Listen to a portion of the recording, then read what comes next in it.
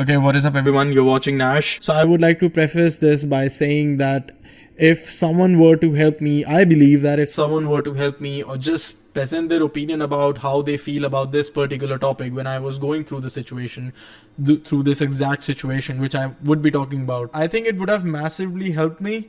And some people did, and it did help me, but most of them don't really go into the details, and since they are not going through it, so they try to just brush off the topic by saying, oh, just forget about it, it's fine, oh, you'll be fine and stuff. The things that I'm going to be covering in this video are the things that happened with me. Please do not generalize anything that I say. These are my opinions. The events that I'm going to mention happened with me and me only. I'm not saying that it happens with everyone.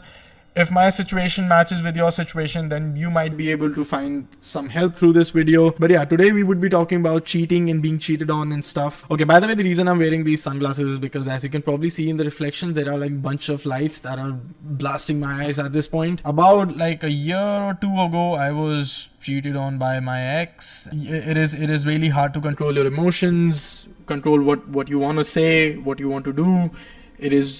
I felt it difficult to come off as the really cold person who doesn't talk to the person who cheats on me and stuff, like never talk to them, etc, etc. So I believe in such a scenario, the best thing to do is just drift away, never talk to them again. They do not deserve the luxury of talking to you again, hearing your voice again, getting consolation from you over anything. I unfortunately wasn't able to do that because I was too stupid to stop myself from doing that. And I'm not saying like if you have done some of the stuff that I have done after being cheated on, there is still hope. You can improve all of those things. You can improve those things about you. These are the kind of weaknesses that you have to figure out about yourself and work on it. The next time, unfortunately, like God forbid, if you fall into that kind of trap again or that kind of situation again, you should know that these were the things that I did before, that maybe the next time if the opportunity is presented to me, I would not do them again. So for me, I became toxic. I said mean things to her after finding out that she cheated on me, because I found out from someone else and he sent me a bunch of pictures and videos about what was happening between them and stuff, which my ex never really, at the time she was my girlfriend, she never really told me. She ghosted me, didn't talk to me properly. The conversations were fucking dry before that. So I was kind of figuring out like something might be happening, but obviously when you love someone, you think a lot of times that stuff might be happening, you might lose them and stuff. That kind of anxiety constantly creeps up, but you brush it off by just making sure that you trust them a little more, or you trust the fact that they would take care of your trust again. So again, this wasn't the case in my situation. I'm just saying that that's how I used to deal with this anxiety of if I ever used to get this kind of anxiety that I would be cheated on and stuff. I would just think that no, she's mature enough to take care of my trust and everything. Unfortunately, that wasn't the case, and I'm not defaming her in any way through this video. I'm just saying that do not be toxic. Like just move away from them. Just if you have to block them, whatever you want to do with them, just do. And yeah, don't just be toxic to them. Don't have a conversation with them, because sooner or later you're gonna get angry. You're gonna get say a lot of stuff that you don't want to, that wouldn't make you happy in the long run. In my case, even after like a year or two after what has happened, I don't regret it a lot.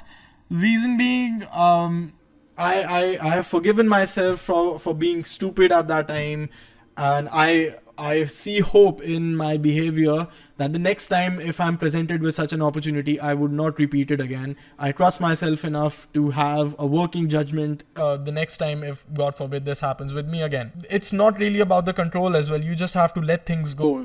It's not about holding on to your negative emotions and stuff, because you're gonna burst out sooner or later. So it's more about going with the flow. Take therapy, man. That's the best advice that I have. Take therapy if you don't know how to deal with it. But I would definitely say that person, like if you are listening to this, in my opinion, again, these are a couple of my opinions that I'm going to be sharing with you. If you're the kind of person who constantly cheats, if you have made a mistake and stuff, make sure to tell the person that you have fucked up. just tell your significant other. You don't have to hide stuff, because again, that in my opinion is a massive sign of weakness. You are avoiding trouble at that point, which is deceptive, which is malicious in my opinion, whatever it is. And if you're the kind of person, I believe that you do not deserve a family. Obviously, if you get into that kind of situation with someone like your girlfriend or boyfriend, do not say that kind of stuff to them. But that's what I believe. Like, sooner or later, if there is karma that exists and everything, if you believe in that school of thought, it is going to get to them, and they will serve whatever punishment they have in life. You don't have to be the source that the punishment comes from. And for me, even though it was really hard to deal with it at first, I wanted to be around her. I wanted things to go back to the way they were. But let's be honest, it's never gonna be the way that it was. You have to let go of that thought. You have to move on inside your head before you are physically able to distance yourself from that person. So the number one thing that I can advise you in such a situation is distance yourself from them. Do not provide them with the luxury of having conversations with you, crying in front of you, gain consolation from you, because whatever it's gonna be, it is draining you out, and them cheating on you has probably drained you out a lot in the first place. But again, if you fall into these pitfalls and stuff, I would advise you to work on forgiving yourself.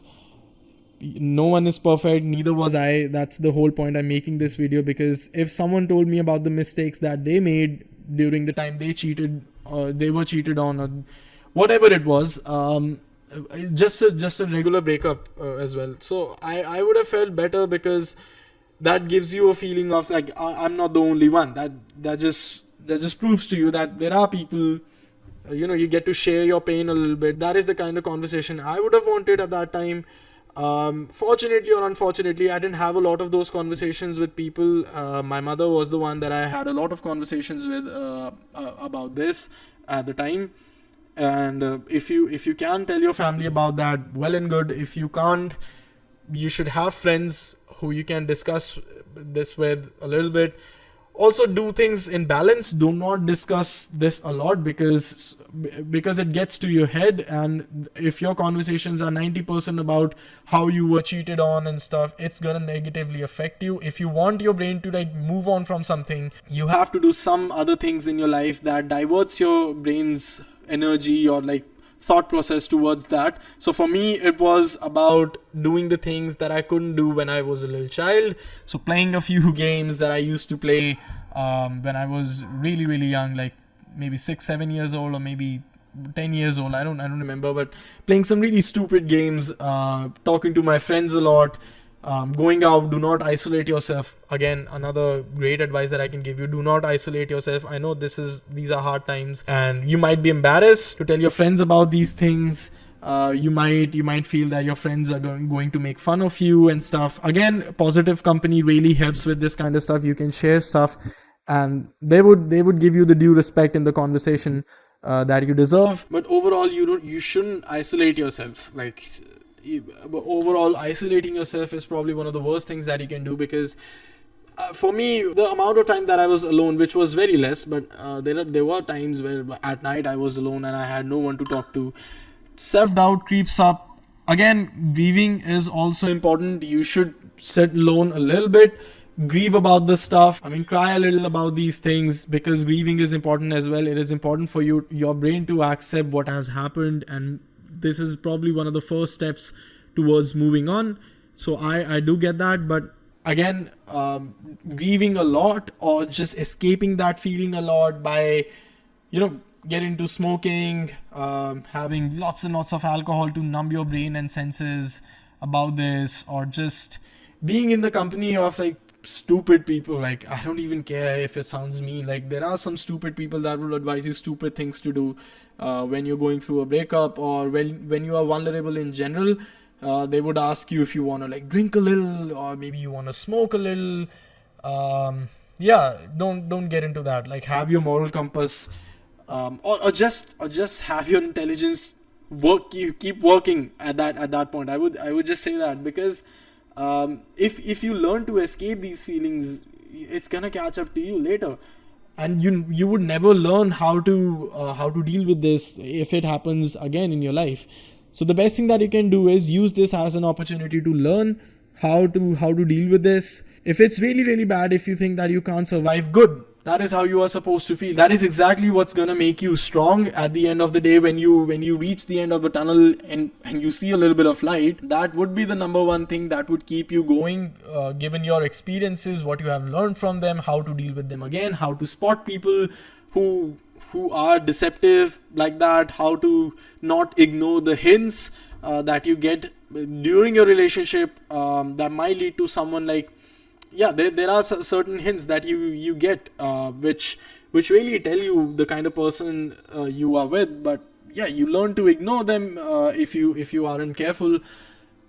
Don't do that. But yes, the best thing that worked for me is reconnecting with my older self.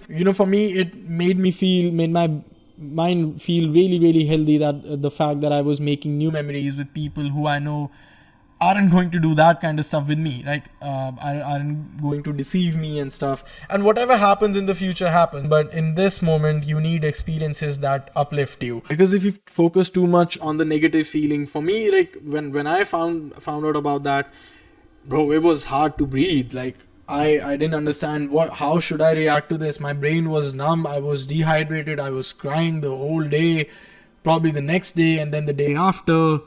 I forgot to drink water and stuff. I remember being severely dehydrated, my lips being dry and my mouth being dry. Even talking about it and thinking about it like brings some of the anxiety back. That's how powerful that feeling was at the time for me. And there were people who tried to take advantage of how I was feeling, my ex being one of them. Allow these moments to make you understand or make you realize that there are some issues, deep-rooted issues with you as well, that are being surfaced when a trigger like this occurs in your life. So a trigger could be any situation that pushes you off the edge. And then because of my deep-rooted issues, maybe with anger, maybe with how my childhood was, I'm pretty sure that there are a lot of people who get cheated on and stuff and are able to do the things that were sort of the right things to do at that time. I wasn't able to completely do that. There were some things, like, again, in my book, if I'm trusting you with everything, I'm giving you my everything.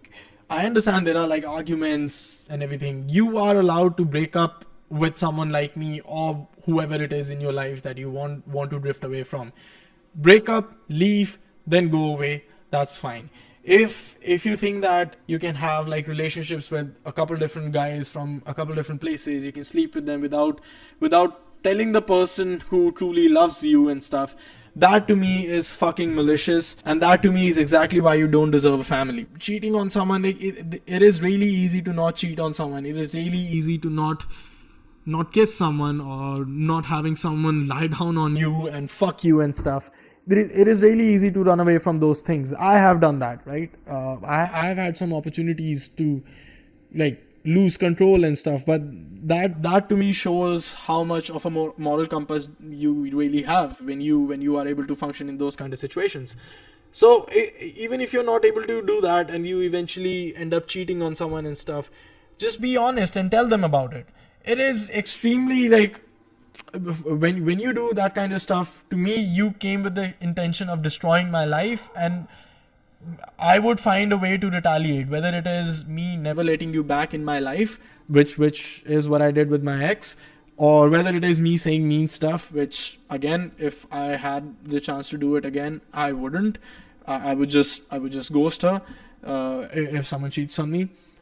That's what I'm saying, that if these are the ways of me retaliating, and you deserve all of that retaliation. But I've seen a lot of victimization from girls as well as guys from this, like, it wasn't a big deal, it only happened once. These are the kind of reasons they give you. I was thinking about you the whole time, I fucked up, I promise, I was drunk, I didn't have anything to hold on to, I messed up, etc, etc, etc. There would be 1,000 reasons that they would give you in order to save their ass. So again, in such a situation, I don't care. If I have trusted you and you have ruined my trust once, I can guarantee you would do it again, because that is the kind of pattern you have shown me. And even I'm not gonna stick around to see the entire pattern and figure out if it's really a pattern. If you have done it once, that would be enough, because I do not, as a person, I don't really have that kind of time in my life.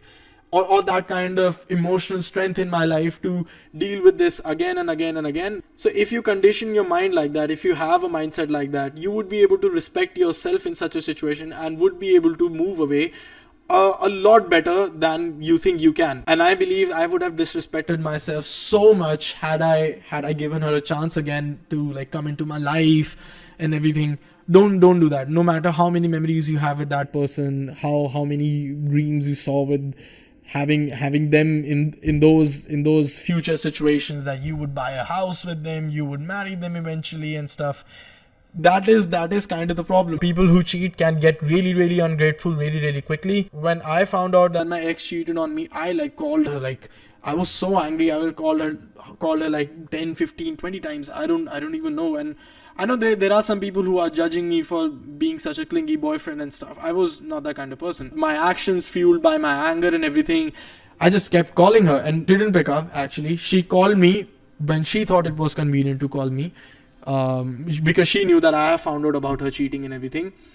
And she said, "Oh, I was just gonna break up with you anyway, so who cares?" That was the first call that we had. Eventually, she accepted that she was in the wrong and she shouldn't have done that, etc., etc.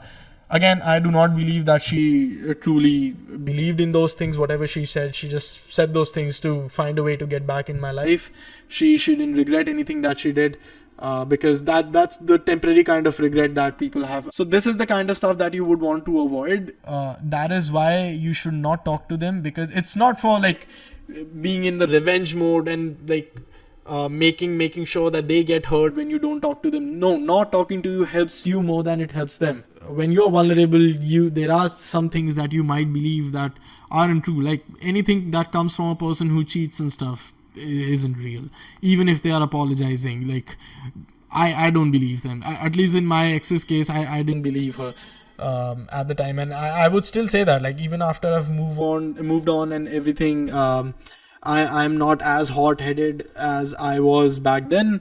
In that moment, I would still say that I just don't believe whatever she said. Another reason that I think I shouldn't give a second chance for is the fact that I could invest that time with someone way better, someone who would probably love me a lot more, who it would be worth to invest time with them, to spend time with them, make memories with them, rather than whatever trash you are stuck with. So that's pretty much it. I think I was successfully able to like cover a little bit of what went with me and how I feel about this topic.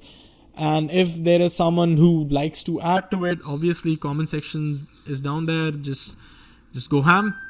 But if you're the kind of person who thought that you don't agree with me, that I'm being misogynistic when I talk about this stuff and things like that, you are free to click away. You're free to go away from this video. This is just how I feel. These are my opinions.